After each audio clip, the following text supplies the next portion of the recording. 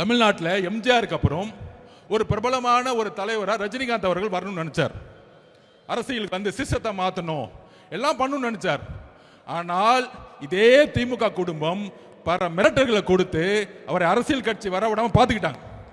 இன்னைக்கு என்ன ஆனார்? அவரு கடைசியில் ரெட் ஜெயின் பிக்சர்லயே நடிக்க போயிட்டார். அவர் மேல விமர்சனம் கிடையாது. அந்த வலிமை, மன வலிமை நம்ம தலைவர்கிட்ட இருக்கு. நான் பதிவு பண்றேன். நடிகர் ரஜினிகாந்த் அவர்களை பொறுத்தவரையில் அரசியல் அதிகாரம், ஆட்சி போன்றவற்றுக்கு ஆர்வம் காட்டக்கூடியவர் அல்ல, அல்லது மயங்கக்கூடியவர் அல்ல. அவர் அந்த நிலையில் இருந்தெல்லாம் வெளியேறிவிட்டார், விலகி நிற்கிறார்.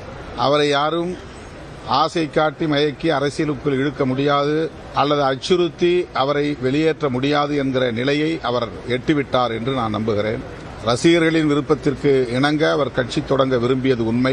ஆனால் இந்த அரசியலில் வலதுசாரிகளின் சங் பரிவார்களின் தலையீடு, அவர்களின் ஆதிக்கம் மேலோங்கி வருகிற சூழலில் அது நமக்கு உகந்ததல்ல என்று தீர்க்க தரிசனமாக உணர்ந்து அதை அவர் கைவிட்டு விட்டார் என்பதுதான் உண்மை.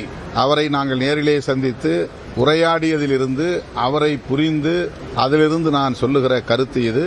எனவே அவரை திமுக அச்சுறுத்தியது என்பதும் கற்பனை, அதற்காக அவர் அச்சப்பட்டு பின்வாங்கினார் என்பதும் கற்பனை. அது ரஜினி அவர்களின் ஆளுமையையே கொச்சைப்படுத்தக்கூடிய ஒரு விமர்சனம்.